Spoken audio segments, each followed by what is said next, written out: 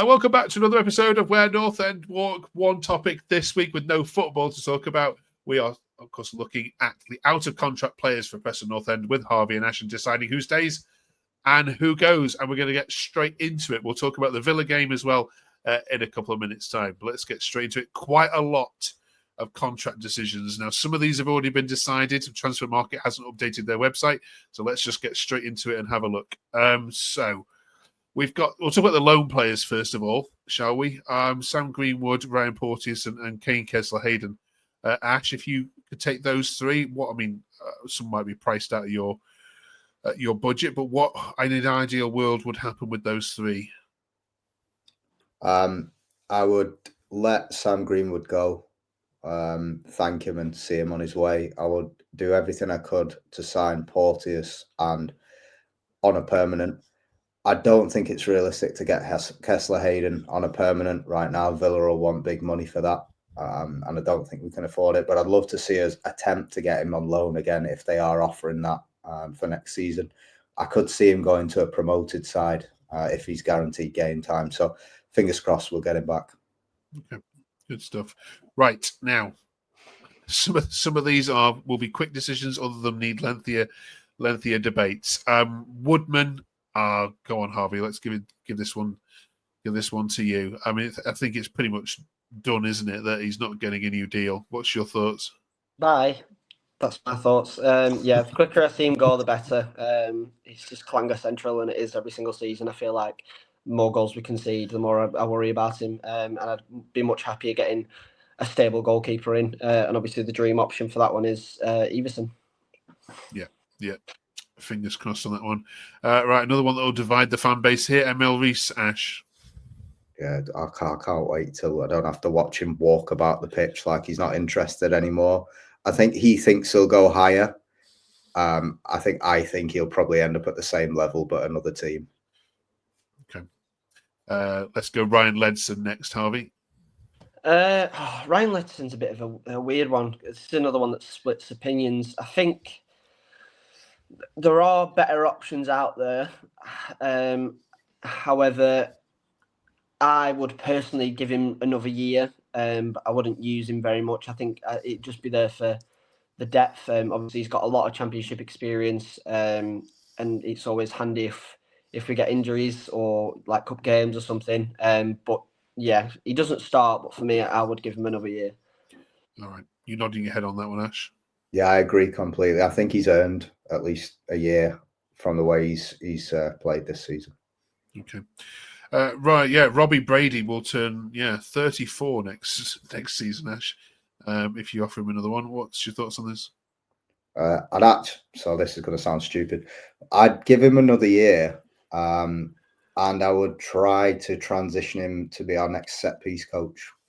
That's my thought. Let's get him, I think he's got that much experience. He has a lot to add. I think eventually he might end up going to maybe the Irish League to retire there. But I'd be happy to replace Peter Murphy with him. Okay. Right. We're not done there because there's more. Here we go. Right, Harvey, from the top. Patrick Bauer. He has to go. Yeah, like I said last week, he's pushing about 50 now. Doesn't get any minutes. He's not going to add anything to the defence. Obviously, if we get Porteous again, he's just not going to be anywhere near that first team. So yeah, it's just time to send him on his way, really. Ched Evans. I mean, he must be retiring, surely. Yeah, he's got on it. I think he still wants to play, so I think he'll drop down. I wouldn't be surprised to see him end up at somewhere like Fleetwood again, or just somewhere local. Just on Patrick Bauer, though, he's younger than me, Harvey. So nice one for the pushing 50. Right, staying with you then, Ash, for Josh Seary. It's a tough one, isn't it? I don't know what to expect from him. I think the reality is he'll probably go, but he was quite highly reviewed previously. So it depends how he comes back from the injury. But I don't think Heckenbottom will keep him on. Okay. Kean Taylor, Harvey. He just can't seem to get like anywhere near it, can he? I know Altrincham fans were singing his praises. Thought he was quite decent, really. It might be the age thing. I don't know. Maybe there's better players in the academy, but I think maybe give him another loan, maybe somewhere higher up like League Two, maybe see how he gets on there, and then make a decision after that. Pradic, Ash. I like this boy. I think we should definitely be keeping him, and I think he's probably a better second option than Cornell for next year. Bit of youth, give him a bit of experience. From what I've seen of him, and I've seen him play a few times, really seems like he has a bit. So I'd keep him. Okay. Loans, we've forgotten another loan there with Jaden McHomer, Harvey. This is the problem with Montgomery. I think some games he looks really promising, and then other games like Portsmouth, he just gets bullied. Maybe it is the lack of experience in this league. Obviously, it's a very physical, aggressive league, and I can understand that it probably takes more than 6 months to adjust. So I think he is one I'd definitely bring back for another loan. And then obviously I think next season, if we loaned him again and it didn't work out, then I'd probably send him. But then at the same time, you also want, like a permanent starter, someone that's going to fit right into the team. Because obviously Robbie Brady's not getting any younger. And I think we need to start thinking long term. So yeah. Okay. Finally, yes, Ash, you can take this one. Didn't fancy pronouncing that name. No, I didn't. No, cheers for showing me up. No, Pasiak at keep. He looks like I think from what I know, he's probably the highest rated youngster that we've got, or one of. So I'd be keeping him. Just on Montgomery as well.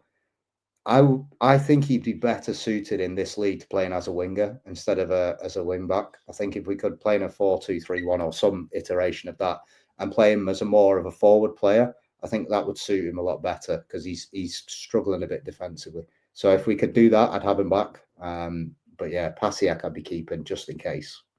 Okay. Let us know in the comments whether they've got anything wrong there you disagree with, as you usually do. Thank you very much, you two. I mean, there's a lot of work for the club to sort out there, isn't there? To be honest, I think there's only Cardiff that got more players out of contract than you guys have, bizarrely. Right, but back onto football matters. You got your tickets sorted. You've got your game plan ready for Sunday. We'll be watching. Is it on BBC or ITV? I can't remember. I can't even remember. It's one of them. It's at Deepdale. That's where it matters. Okay, right, fair enough. Right, what realistically? Right, what's the game plan? Is it keep it tight for 60 minutes, stay in the game, and then nick one, or do you have a go at them, Harvey? I mean, it depends, doesn't it? Like Villa are such a good side. You watch them in the Premier League. Like you also look at the squad, the amount of depth they've got, the amount of good players that they've got. But there's just something in me that just says, they're going to focus on Europe. And I just, after watching the Carabao Cup, you just dream of just being there, and I can't get that hope and dream out of my head. So. I don't care if I have to sit on Deepdale for 120 minutes and watch us just keep the ball out the net. I can't and take it to pens and then win. I don't care, but do whatever it takes and just beat them. But if we're being realistic, probably going to get beat 3-0. Yeah, it's the hope that kills you, Harvey. Don't forget that. Ash. I don't want none of this try and hang in there for 60 minutes. That's Ryan Lowe nonsense, and I don't want any part of it. I think straight into him from the kickoff. Couple big tackles, make them try and play on that rugby pitch that we've got going on at the minute. And yeah, just if we have to boot long balls into their box and just batter them for the game, that's fine by me. I don't care about flair or enjoyment. Just do whatever we can. But I think we just got to get straight into them from the start and just try and make them feel a bit shaky. Okay. Does it feel weird saying that you are 90 minutes from Wembley? It'll be my first trip. I missed the playoff final at Wembley, so I've only ever been to watch another team. So if I could get there, that would be amazing. Yeah, it's wild, isn't it? You just don't see it. For a lot of people, it would be a once in a lifetime thing to see it in the quarterfinal. Never mind if we get to the semi-final. yeah, just really exciting, and it's something to look forward to, considering we know we're going to probably finish mid-table now. Yeah, absolutely. Well, we've got 23 other teams in the Championship now. 21 of them are all 100% behind you and want you to progress. And as for Burnley and Blackburn, well, less said about that, the better. They still pretend that we don't matter, right? That's right. The lad on the Blackburn podcast says every week, "Oh, we don't care about Preston," but yeah, he mentions us every week. So. Little old Preston, come on, you can do it.